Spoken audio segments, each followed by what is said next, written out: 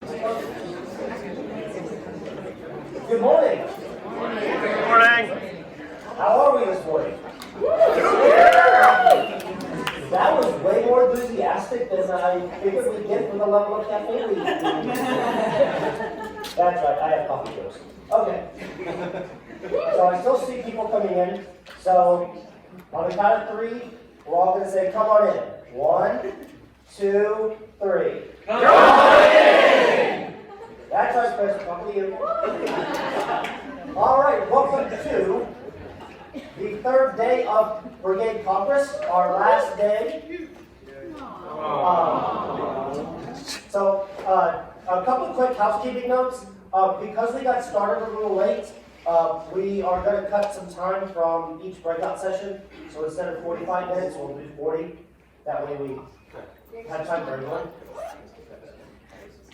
It's just one. Okay. So is there an hour and a half sleep?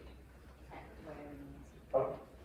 I will be, during the breakout session, if you're running one, if you see me doing the time, never have that. Because we'll need to be out of this space at noon. Speaking of this space, we have all done a bad thing. We are not supposed to have these in here. But I know everybody has them. So when we leave, just please remember to carry them with you and leave no evidence that we brought stuff in here. Okay. So at this time, I present your unconference hosts.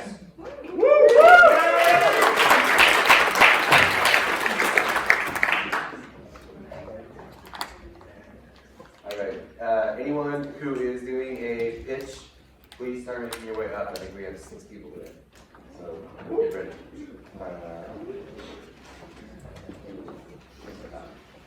Good morning. Good morning. That was a weak good morning. Good morning. Good morning. I'm just going to address the elephant in the room of why I'm wearing shorts. So what happened was... Wait, but why is he wearing sandals? I didn't even know this. So I got out of bed at 8:50, and I for some reason really thought we were going to start at 9 o'clock. So I just threw armloads on the floor.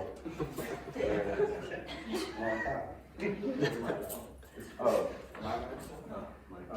So where are pitching people? Are y'all ready? Let's go.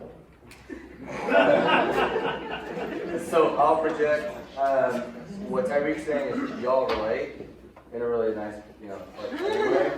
Alright. Okay. But theme for today is not rude to leave early or come late for unconference sessions. It's free flowing. You have no reason to leave. In fact, because we have 3 sessions going, you might want to hit them all, and that's totally cool.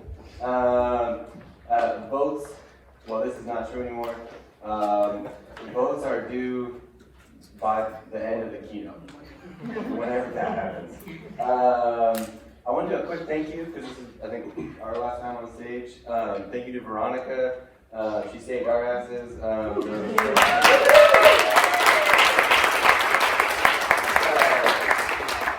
Sorry. The first night when, we were traveling and forgot to actually pick the sessions.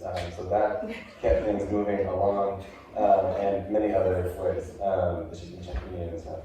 And also thanks to everyone doing Unconference. Thanks for facilitating. Okay.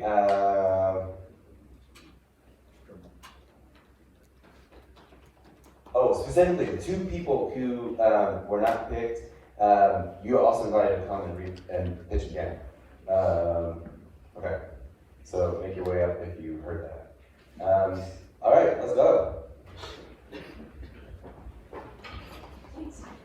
Good morning, everybody. My name is Ann Meeker, and I am pitching in a conference session with my Code for Boston colleagues, Harlan and Thad. So my day job is I work for a member of Congress. I am the Director of Constituent Services for Congressman Seth Moulton in the Massachusetts 6th District. So what that means is when folks call their congressperson because they are having trouble with the federal government, they get me. And they get stuck with me and my team, and we help individuals navigate the problems they're having with the federal government. and then look for trends in those issues and bring them to our legislative team for long-term solutions. So, which brings me to why I got involved with Code for Boston, and it's been an incredible journey working with them on a project that we've been working on together with my office as a community partner for the past 9 months or so. And it's worked so well because we realized very quickly that we have the same goal, which is working to make government work better for people, which I know is a goal shared by everyone here who works with their brigade. So we want to lead a session on how should you contact your legislators. How do we get legislative offices involved in this process as community partners? We want to do a little bit of a sell for you on why you should be reaching out to legislative offices instead of just executive branch offices, particularly constituent services teams, because that's such a natural partnership. But we want to just bring it open to a discussion on how other groups work with legislative offices, best practices, tips for making that partnership work, because we think it gives the brigades more leverage, and it makes Congress smarter, which we all need. Thank you. Yeah.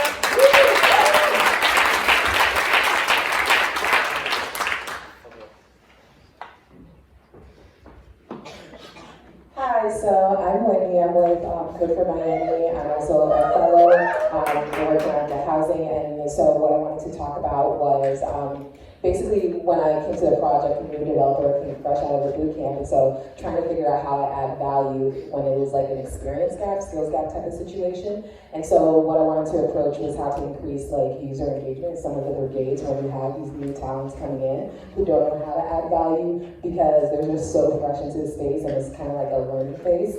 And so the way I was approaching it for our project was kind of like more like a developer advocacy kind of situation where we kind of try and encourage, like teach a learning environment where we're teaching them the tools that are used in our project to kind of like engage them in what we're doing because they're learning the skill, and then basically because they're learning the skill on a project, being able to continue it and maintain it. And just this conference, I kind of want to like talk about ideas, see what other brigades are doing in order to encourage that and make it kind of like that less nerve-wracking for someone like myself who's losing her voice. Went to karaoke last night. It was gone. But yeah, so that's the pitch.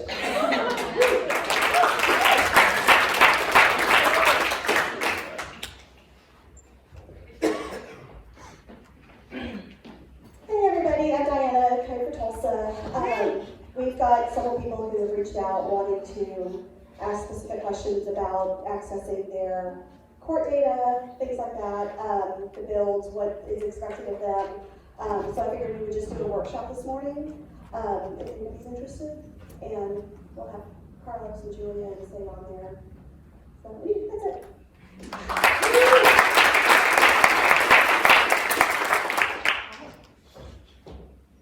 Hello, I am Mackenzie King of Columbus, Ohio. I am new to the group because we are launching our chapter and we want mentors.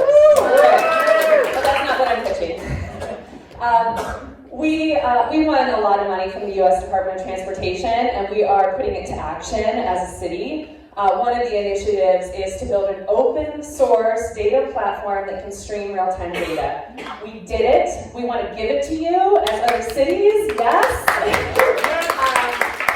But we're doing a really bad job of telling this story. So I need to know why you want this platform, why you would use open source technology as a city or nonprofit, and why you advocate for open data in your city. These are very big, challenging things that we can't quite get Columbus as a city to fully buy onto. So if you have an open data policy, if you are super committed to open source technology as a city, we need to better understand you so we can give you this technology. Currently, we are open source at Smart Cities Data GitHub, but smartcolumbusos.com is the platform. So come and let's figure out how to get this open source technology out there into the world. Thanks.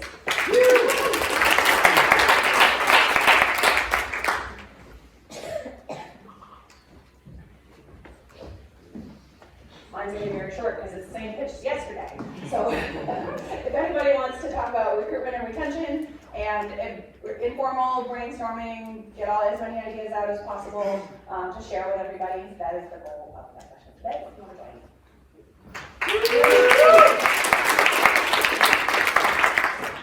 Thanks everyone. I'm going to make a really quick plug for, we all have a bunch of time left together. and the continuous conversations of the year, like, exchange contact info. Spend time on that, even though like you have a really great topic to talk about. Because it is hard to find people on Slack, especially only on their first name. And with that, if you give me the phone number through the form to submit a proposal, I treat data very seriously, and I'm deleting all of that this week. So don't treat that as like exchange of contacts. Actually reach out, just, you know. All right.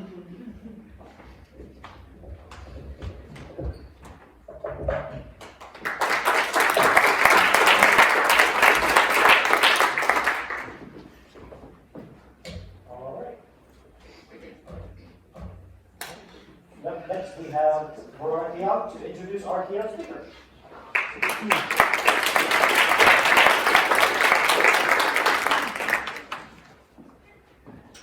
Thank you, Christopher.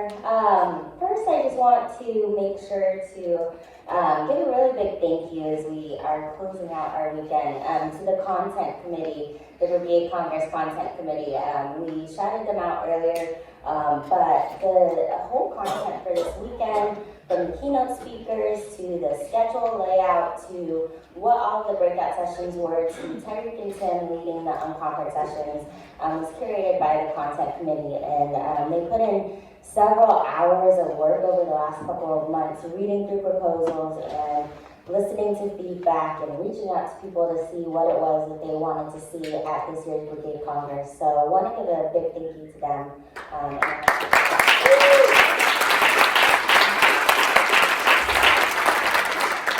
I'd also like to give a special shout out to a couple of our guests from National Expungement Week. Thank you so much for joining us. As you all know and participated in, our National Day of Civic Hacking was a partnership with National Expungement Week. It was absolutely incredible, and we're so thankful to have you both here, so thank you.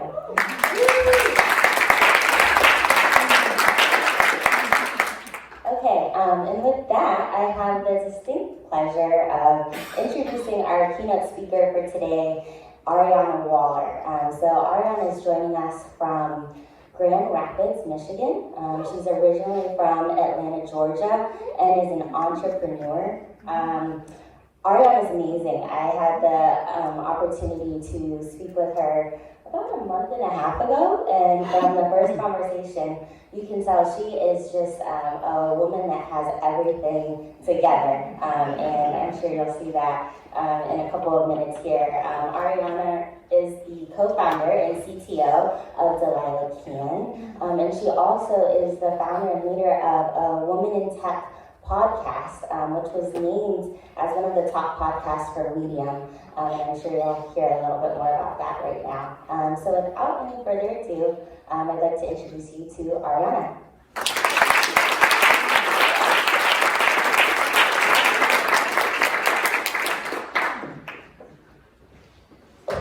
Get myself situated here, guys. Thank you so much for that warm introduction. You are awesome.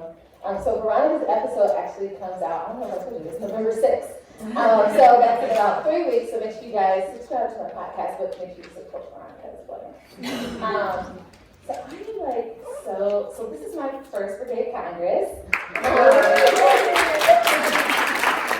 So exciting. You know, I was reflecting with my husband Omar here, who's here supporting me this weekend. This is one of the first conferences where I felt like it was like truly, and I'm going to talk about this in a minute, but diverse and inclusive and not in a forced way. Like I was with my husband, like I've never gone to a tech conference and I felt like I could just immediately just be myself. Like not caring, I got the hoop earrings, wearing my returns, so that's what truly speaks to the leadership that you guys have. And yeah, I'm just so excited to be here. But I also need to get to the presentation. So yeah, so I have notes right. Awesome. So first I'll go and talk about who I am, and then I'll get into the topic of today. So yeah, so I currently live in Grand Rapids, Michigan. I'm a native of ATL. I'm an ATLian all my life. From Atlanta, Georgia. My husband and I moved to Grand Rapids about 3 years ago, and I consider myself a serial entrepreneur. So I'm the founder, CTO and co-founder of Delilah Can. It's a digital marketplace, Amazon style that sells cannabis-based products throughout the state of Michigan. I also own my own technology firm in Grand Rapids where we develop websites and mobile applications for businesses. And then I have a global podcast that's in like 8 countries, which is insane, where we talk about women in tech. And I started that only like almost a year ago, and we have skyrocketed. It's insane the amount of consistent listeners that we have, the awards that we're winning for the podcast. And I just kind of created it out of a natural desire to want to have a space where women can talk about their projects. Like, I was just tired of walking into a space and telling people, yeah, like, you know, I'm a developer, and they're looking at me like I'm sideways, right? And so, so I decided to create the Women in Tech with Ariana podcast. But what makes us truly different from any other podcast is that beyond that, I just believe it's important to share resources, like tangible resources. It's easy, right, for me to get up here and be like, yo, like, I'm a boss, right? Like, I got all these businesses. But the truth is how can I help other people, right, who look like me and who don't look like me, make it to where I am and beyond. And so what makes our podcast different is that every other episode I actually talk about a tangible resource that women and even men, but majority of women can use. So we talk about conferences you should attend. VCs and angels will come on to the show and talk about their investment firms. I'm talking about grant opportunities. So just truly sharing resources that can actually help people, because I feel like it's a lot of people like doing like the motivational quotes and like inspirational, but how can I actually build something? How can I actually make a difference in my community? And I love that about Code for America, because you guys share so many resources. We're all from like completely different parts of the country, but the way that, just to be here and to see how you guys interact with each other, it directly, connects to me and some of the things that I'm passionate about. So I'm just super glad to be here. And one more thing about me, I'm actually, so for my cannabis tech company, in 8 days, I'm actually pitching at Forbes in Detroit, Michigan, for a $250,000 grant. And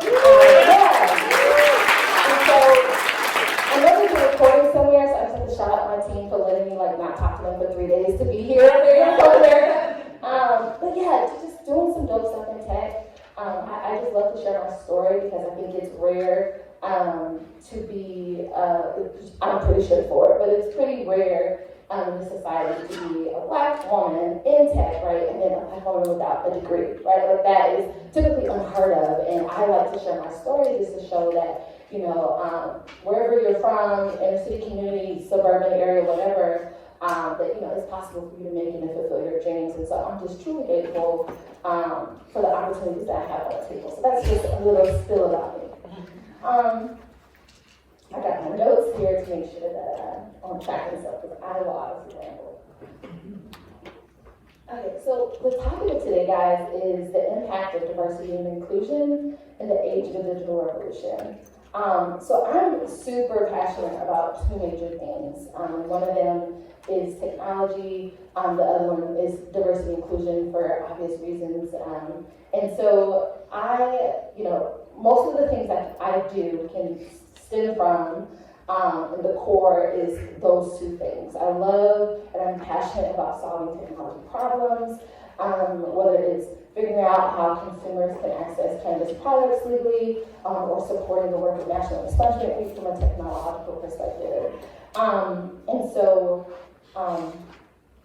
So today's talk is more about just bringing light to, I think we all understand that diversity and inclusion is important, but I think that sometimes it's easy for us to get into this space where we're working on something and we're changing the world, but we have to also remember that there are other parts of the world and communities that are still facing some big challenges that need our support and help. So I hope that this presentation is just enlightening to you from some stories that inspired me as a technologist, and I hope that they inspire you as well.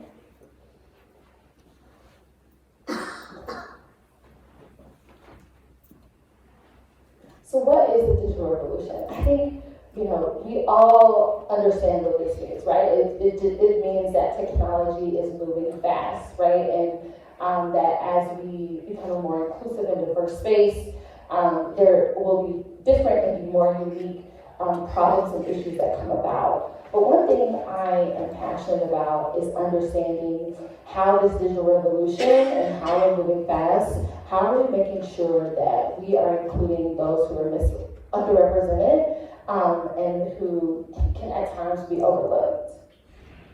One of my favorite definitions of the digital revolution is from one of my favorite philosophers who I'll talk about more in detail about who he is later, Nipsey Hussle, and he says that anything that can go digital will go digital. This is one of my favorite quotes. He's a philosopher, tech enthusiast, one of my favorite rappers, and I'll talk more about who he is later in his story. But this is one of the best definitions I could find about what is the digital revolution. And when that word anything to me is super powerful as a technologist, because I consider myself like super creative, right? Whenever I see a problem, I'm like, I want to build a solution in 6 months, right? And actually, my tech team, we actually did, but I never do that again. Don't ever do that. We did, like we started in March, our MVP app launched in August, so it was insane. So from one of my latest discoveries of how technology is helping, I try to look at it from a broad spectrum, right? So he says anything that can't go digital will go digital. And one of the recent things that I discovered is that there's a woman who's trying to combat the epidemic of Black mothers being 3 to 4 times more likely to die while giving birth to Black women. And so this woman, it's an app called Hued, and it's a healthcare company that's developed an app for women of color to find access to healthcare professionals, insurance providers, and specialists, right? So there's this huge, broad spectrum of issues that are out there, and because of different people coming from different communities, we're able to look at these problems from a different perspective. And of course, from anything, there are other examples such as, dollars, right? Cryptocurrency, shopping at Amazon Go, which will eventually take over all our grocery stores. But one thing that,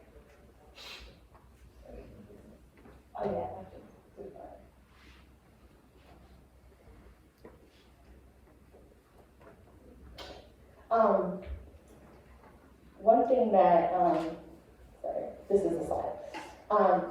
Another thing about me, so in every space that I'm in, so whether I'm at Wally Technologies, which is my tech firm, and we're developing websites and mobile apps and making sure that it's inclusive, ADA approved, and all that good stuff. I am always trying to think about other people outside of myself. So I actually have this friend, and I don't even think that's what my husband is, but I have this friend in Grand Rapids. His name is Gary, and he's actually a homeless man. And Gary and I, we always ride the bus together Monday and Tuesday mornings on our way to my office downtown.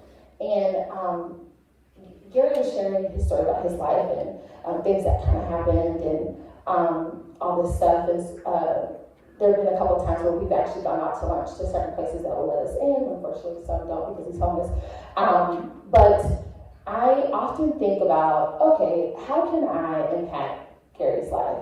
What are some things that I can do to help people like Gary? One of the things that scares me about the future is okay, as technology is advancing and becoming more efficient and faster, and for you and I, what does this mean for Gary if, all the stores downtown only accept crypto and he doesn't even have a phone? How will he have access to basic things and necessities that will help him survive in life? And so throughout this this presentation, the true theme is thinking about others before ourselves, and how can we make sure that we're always looking and thinking at a perspective that's different from our own.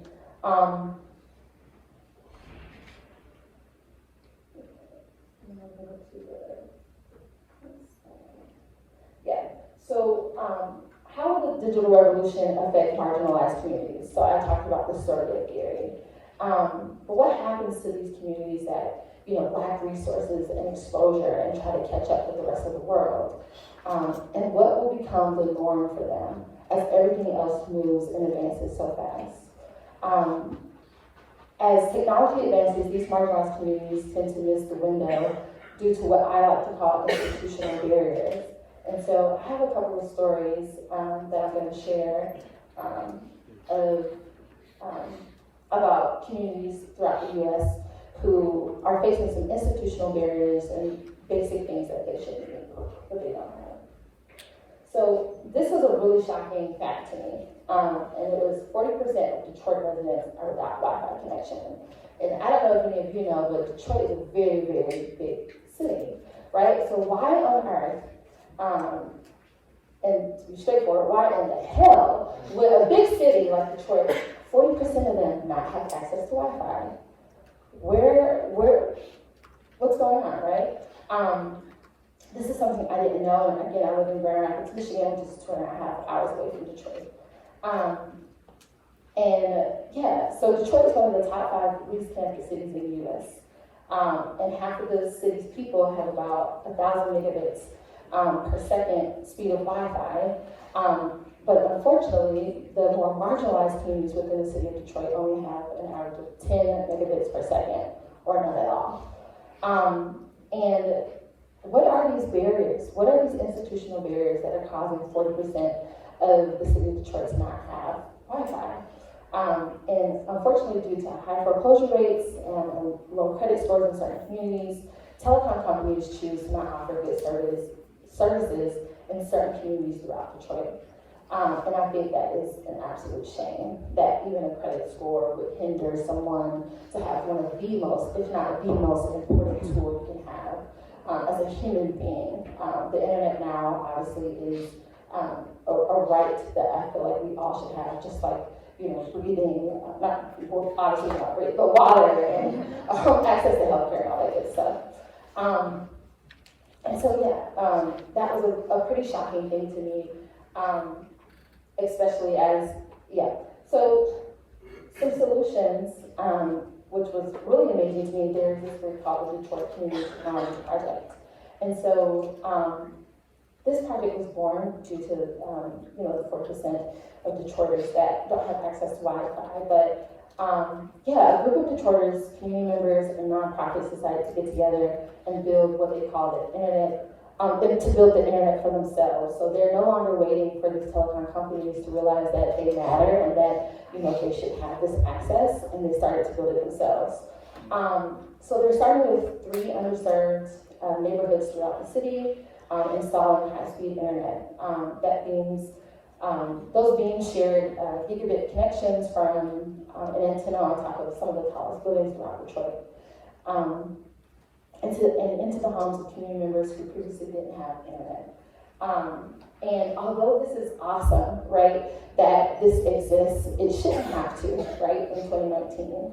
But the Equitable Internet Initiative is a program that teaches Detroit residents how to build autonomous, affordable, and high-speed Wi-Fi networks, including internet and internet connections to help give residents control over their own privacy. Additional to this program, they have a stewardship program where they actually train local community members and youth on how to build this technology. So it's about a 20-week program where they come, or people who aren't technologists, or even if you are, you can be a part of it, and they can come, and in 20 weeks they become experts, and they learn how to install, troubleshoot, and maintain a network from end to end. And I'm sharing this story because obviously I want to highlight this program, and there's also, I'll talk about it later, but there's a way that I have for you guys to actually support them and follow their story. But I just think that, it's important for us to be inspired by our work, but also to remind ourselves that there are challenges out here that still need to be fixed, and that we should always keep ourselves aware because it'll keep us humble as technologists, as we create. If we're always thinking about somebody else, right? Like when you're starting a startup, if you're building some type of technology, if we're remembering that there are people in Detroit and in other areas, not even just the city of Detroit, that don't have access to the internet, I think that it stems something in us, right, to think, ahead before we start actually building something, making sure that our technology is inclusive in all our designs and stuff like that.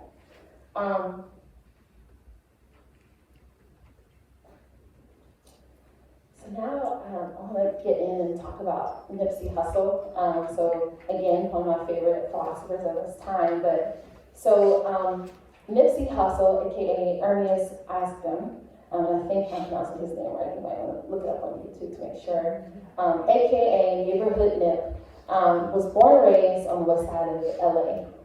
He was raised by his Eritrean father and African American mother on the south side of LA. And Nipsey Hussle was a well-known American rapper, entrepreneur, community activist, and father too. But Neighborhood Nip, Mr. Nip, King Nip, Nipsey Hussle understood the institutional barriers that his local community faced in the Crenshaw district. From gentrification, the lack of investment in Hyde Park, that's the south section of LA, abandoned buildings and no access to resources, where that could bring opportunity in the Crenshaw area. And Nipsey Hussle was really inspirational for me because he was a gang member, actually. I'm part of the Crip gang. But his story of how he never forgot about where he came from and how important it was to give back to his community is very inspirational for me as a technologist. I think that sometimes we can look at our own challenges in our lives, but it's important to remember that someone else's stories can be worse than ours, and for me it's a reminder to just be inspired and to continue to innovate.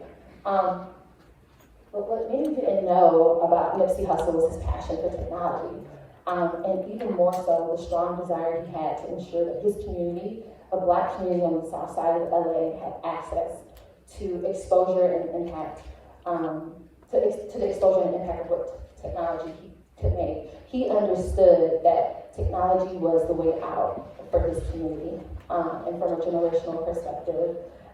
In 2017, Nipsey Hussle bought real estate with business partner DJ Khaled. I'm sure we all know him. We the best, right? I love when he says that. He bought real estate with business owner DJ Khaled throughout the Crenshaw district. A part of this real estate was used for his now infamous store, the Marathon Clothing Store. But what makes this store different is that it's actually a smart store, which I had never heard of. And so it integrates technology to help increase business efficiency and create an experience for customers. He was inspired by Starbucks. And so Neighborhood Nip wanted to give his customers a revolutionary experience every time that they walk through the door. The store gives access to free Wi-Fi for community members to come and use, because in that community there is a lack of Wi-Fi connection as well, because it's lower income and other issues. There are sitting areas for community members to come inside and actually do work as if you would at Starbucks. And there's a cafe, jazz music playing in the background, all this good stuff. And a mobile app that's used for customers to purchase product. And so on February 15, 2018, Nipsey partnered with Vector 90 and launched a program called Too Big to Fail. And this idea came from him saying, and he talks about this in some of his interviews, is that the inner city communities are too big to fail. And although people aren't investing and they may not be able to see what we can bring to the table, I see it. And he put his dollars where his mouth was. And he and his business partner purchased a 5,000 square foot compound that serves as inner city co-working incubator. And it provides affordable office space for local entrepreneurs. And Nipsey noticed that brands like WeWork, which is a collaborative space that all over the nation, overlook these types of marginalized communities. And so, like Crenshaw, and he decided to create a space of his own for his community to gather and work collaboratively to make change. And I just think that it's amazing, right, where you can have someone who is a gang member, philanthropist, rapper, all this good stuff, what it means to have, for him to have access to resources to make changes in his community, right, and passing those things on. But additional to providing this nice space, this first space for the Crenshaw district, a part of the NPR Creative program, every year they choose a business to pitch like a Shark Tank style, and they can receive funding. And to some of us, this is a familiar conversation, but for people in the Crenshaw district, this is the first time they've ever heard of what the term incubator, what is a pitch, what is a WeWork, what is a co-working space. And I really resonate with this. I grew up in Atlanta, on the west side of Atlanta, MLK, anybody from Atlanta, MLK, that's where I'm from. I remember, so I went to Tuskegee University, which is a historically black college in Alabama, and so I remember, and I'm first generation, well, I was first generation college student, then dropped out, but I remember when I first started to hear conversations about investors and like, what is a cap table? What is it, like, what's a VC? What is a startup? Like, I own like 3 startups now, but 5-6 years ago, I had no idea what that even was. And so, this story just really resonates with me because I see how people have, spoken to my life and other people who played like a Nipsey Hussle type of role in my life and how they've given back to me. And so, this is just a big deal, but maybe for other people in other communities who are used to hearing these things, it may not be, but it is. And so, so he gives opportunity, we have the WeWork space, opportunity for investment in these communities. And at the lower level of this building is his STEM center. Nipsey often talked about the importance of bridging the gap between inner city communities and Silicon Valley, right? Which I'm pretty sure we're all familiar with Silicon Valley. He believed that the inner city communities of the west side of LA had just as much talent, and if not even more than those in Silicon Valley. He believed in the grit and grind and pure inspiration and hustle that the Crenshaw community had to offer, even with the lack of resources. Nipsey imagined and knew that with the proper resources, Crenshaw could be the next district on the map for being a leader in technology and innovation. And the STEM Center located serves the purpose of bridging the gap between the inner youth and Silicon Valley. Nipsey Hussle truly believed in the power of giving back and for his people on the south side of LA. Even people like Jay-Z were inspired by the work of Nipsey Hussle. And now one of Jay-Z's most famous lines, gentrify your own hood before the other people do it. And so, that deserves some stuff. And so, when I think about this story and how Nipsey Hussle was so passionate about making sure that these students, the youth, the adults in the Crenshaw area had access to technology and resources, it's just mind-blowing to me. And there's this meme I saw a couple weeks ago on Facebook, and it said, and this also relates back to the Detroit story, right? So not having the 40% access to the internet, and the meme said, they tried to bury me, but they didn't know we were seeds, right? It's just like the story of like, the Detroit community, the technology project program, the fact that they are not really on telecom companies to provide internet access, they're building it themselves. Like, that just blows my mind. I'm thankful and grateful to have the access to resources I have to launch my tech companies, but I just cannot imagine what that work looks like. However, unfortunately, on March 31st, 2019, Neighborhood Nip, aka Aries, was gunned down in his own neighborhood in front of his store, the Marathon store, and he was only 33 years old. This is pretty disheartening for people in the Crenshaw neighborhood and those of us who know his story and were connected through him. But however, his legacy will still live on, and the Too Big to Fail program will certainly move on. The people in the Crenshaw area, in that district, in that community, will still have access to these technology resources that will change their lives. Rest in peace, Nipsey Hussle, along with him. And so in this topic, right, of the impact of diversity and inclusion and how we have these communities and people who may come from underrepresented areas, and how they're able to look at problems differently and solve them. some common trends that I find is that the number one common trend is that across the board, safe spaces are being created, right? So Nips, he created this safe space in Crenshaw, in the middle of the hood, right? Like one of the considered most dangerous areas in Southside LA. And another good example, I had a woman recently on my podcast. Her name is Naomi Cedar. And Naomi is the chair of the Python Software Foundation Board in the UK. So the Python Software Foundation Board holds all the intellectual property and rights for the Python program. And Naomi is the founder of Transcode. And Transcode is the UK's largest hack event focused solely on drawing attention to transgender issues and opportunities. A safe space where the trans community can feel free and open to solving problems that they face.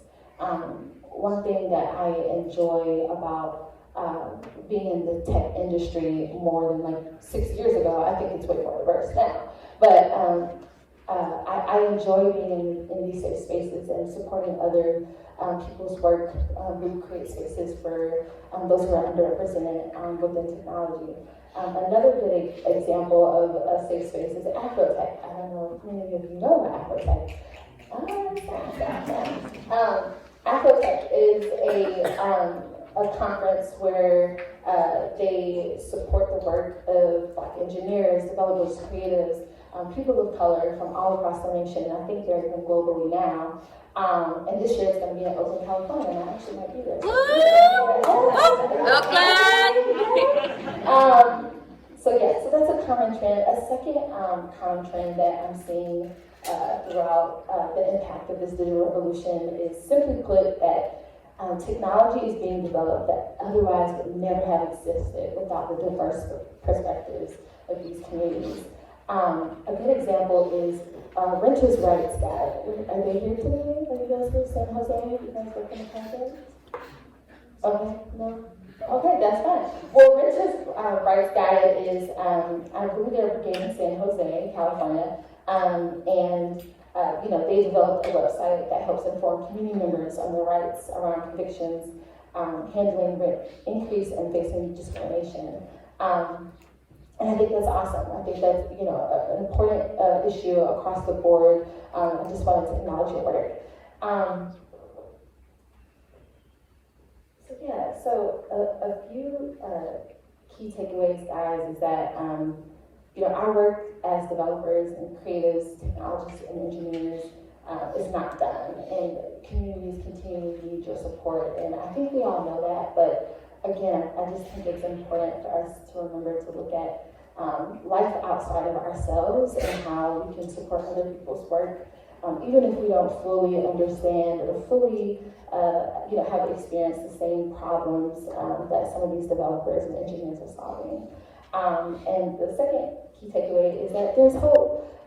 There's hope that the technology culture is shifting, and I'm so honored and glad that we are all a part of this shift and this digital revolution as we continue to fight to make sure that it's continuously inclusive and that we provide access to resources to communities that need them. And then also have a giveaway. So for my podcast, I'm sponsored by Manning Publications Company. They are a company that focuses, they have, most of their authors are like developers and engineers. So if you're trying to learn how to code, or you want to learn about machine learning and all this awesome stuff, they've actually provided some coupon codes and free books for you guys that I have at this website. And so if you could take a picture of it or type it in, whatever, I want to make sure that I leave you guys with something, because again, like, I'm all about sharing information, being encouraging, but at the end of the day, also giving out tangible resources that can actually help propel us in the future. And so these are three of their most prominent authors. That's Naomi Cedar to the left. She is the chair of the Python Software Foundation Board. She also came on the podcast, so make sure you check out that episode. It's pretty cool. But yeah, so that's some gifts that I have for you guys. I think it's like 4 free books and also a 40% off gift coupon for any of their books on their platform as well. So I'm going to leave you guys with that. So thank you for having me here today.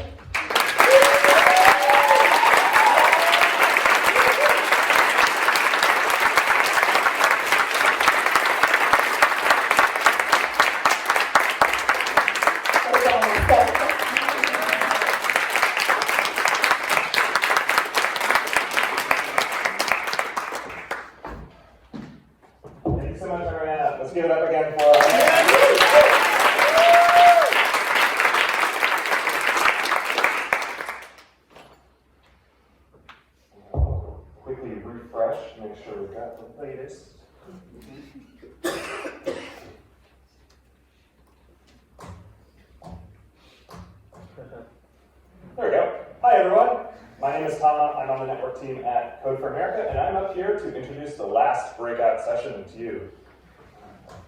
So without further ado, the results of the unconference are in. Thank you to everyone who voted.